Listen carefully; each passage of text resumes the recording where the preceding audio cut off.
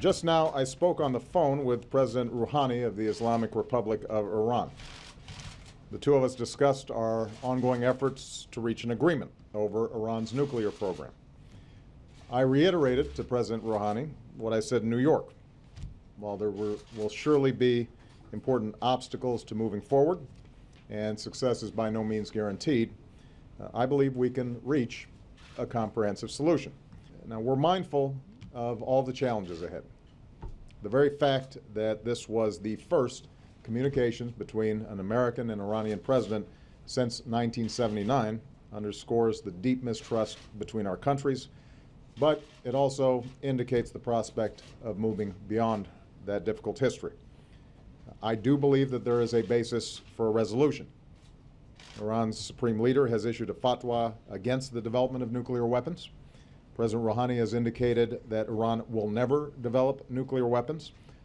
I've made clear that we respect the right of the Iranian people to access peaceful nuclear energy in the context of Iran meeting its obligations. So the test will be meaningful, transparent, and verifiable actions. They also talked about how moving it was watching Mariano Rivera in his final appearance at Yankee Stadium, but that for later on in the show. No, for the first time since 1979, you had the President of the U.S. speaking directly to the President of Iran. Now, it's also the first conversation between American and Iranian presidents, as I said, not just in a long time, but the significance of also that this wasn't a forced conversation, but this was an elective one. After speaking with Rouhani, Obama said that he believes the U.S. and Iran can reach a comprehensive solution over Iran's nuclear program and nuclear ambitions. Obama also says that he and Rouhani have both directed their teams to work quickly to pursue an agreement. At the same briefing, the president said that it was important that the UN work quickly to resolve ongoing issues, of course, with Syria and their use of chemical weapons. All right, let's talk about the significance, or maybe not significance, of this. You're skeptical that Rouhani speaks for leadership in Iran. Well, I'm going to talk about that for a second, but the notion that we're going to do diplomacy on a cell phone as the guy's driving off, and then we're doing diplomacy through tweeting, I guess, Rouhani tweeted that. So this is amateur hour, in my view. All right, so yes, we should have conversations with Iran. But because he just got stiffed in the UN, he gives the guy a call. There's a ways of building up and having an agenda and talking with force. Almost all the newspapers said it was amateur hour with Syria. All right? It's incompetence that we're seeing in our foreign policy. And we're just seeing it now applied to Iran. And yes, I do think that Rouhani is very much the very smart, sly fox. His word he uses over and over again is moderation. I'm moderate. I'm moderate. Just like Stalin was sitting with FDR in Yalta, we don't do well with brutes and dictators. And FDR, admittedly a great leader, gave up the shop to Stalin. And here we are thinking that we have this great opening with Rouhani. I think we need to start getting back to real diplomacy and real politics and stop the silly amateur hour. If you don't like the platform over the phone or social media or whatever, is it still better than nothing? Is it still better that at least a dialogue has started versus status quo? He can make a phone call in a deliberate and smart way from the Oval Office and have a... so you're saying the optics really matter? I think this is pure politics and desperation even. And just absolute amateur hour. If you want to have a conversation, a thoughtful one. But the guy just got stiffed at the UN and he thinks that we'll make it all up and capture the headlines by making a phone call. Richard, perhaps these are valid points. I'm not going to deny that they're not some legitimate issues. But in my opinion, what we saw today, these are reasons why Americans voted for this president.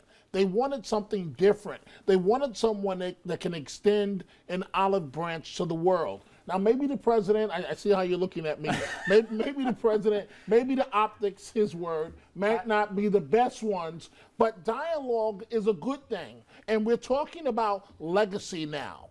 You know, and you go from lame duck status to being the first president to talk to the president in Iran in, what, 30 years? You know, Mark, I agree, and I took a lot of issue with how Syria was handled, okay? But I will tell you, I'm in the minority. If you go around and ask the public right now, and again, I still have real problems with how it all went down. And we've had this debate at this table.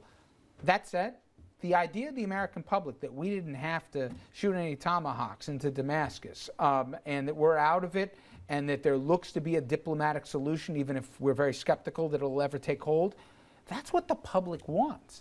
I think the public wants the president to talk to his Iranian counterpart if that can stop a nuclear program. And we both are skeptical as to their ambitions or not.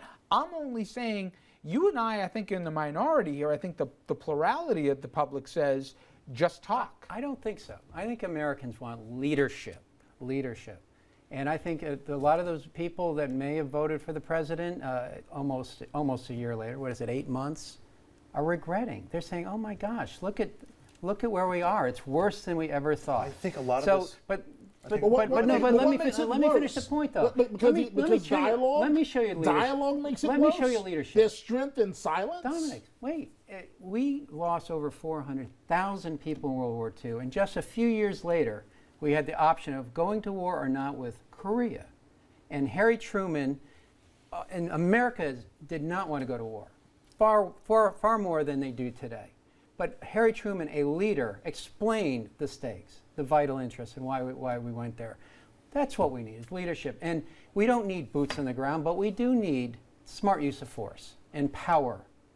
I think a lot of this depends on your definition of leadership. I think that it's possible to be a leader without necessarily going to the mattresses, so to speak, every single time, and necessarily whipping up everybody into a military frenzy. I agree with that. And it's beginning to feel like a broken record to me. We like the results of what's happened. We've found a peaceful solution. We seem to be making progress. We seem to be having dialogue. We have positive outcomes.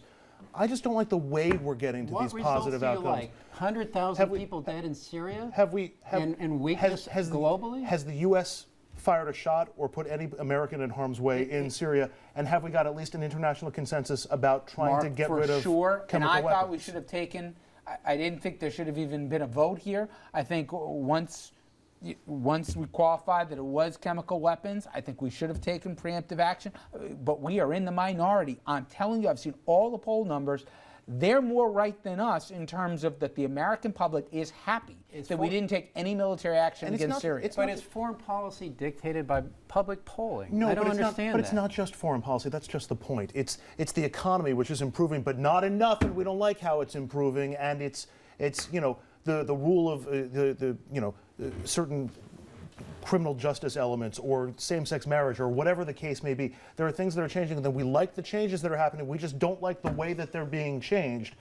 What's the way that they're being changed? Is it possible that it's this president? I think a lot of Americans don't like what's happening. They don't like to see the stature of America in both economically and politically and militarily across the globe.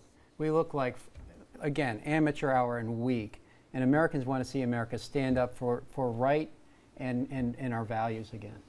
I think a lot of Iran has to do, I know we're going to hit a break, is who do we believe has the most amount of leverage in this situation? I happen to think America's got more leverage than we're led to believe. I think the sanctions have really hurt Iran. I think there's a reason they're coming to the table and talking right now. They got real problems back home.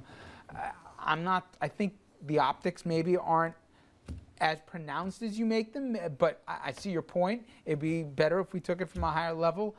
Guys, it's going to be fascinating, Mark, what the polls say as it relates with dialogue with Iran, if they like it or not. We'll find out soon enough. All right, we come back. We're going to come closer to our region as we turn to the race for City Hall. Now that Mr. de Blasio is the front runner when you look at the polls, he is being greeted at campaign stops, as Dominic can attest, like a rock star. But is that enough to really get him to where he wants to go, especially with some of the more unflattering portraits that have been coming out in the last week or so? That and a lot more in a regional political roundup. Stay with us.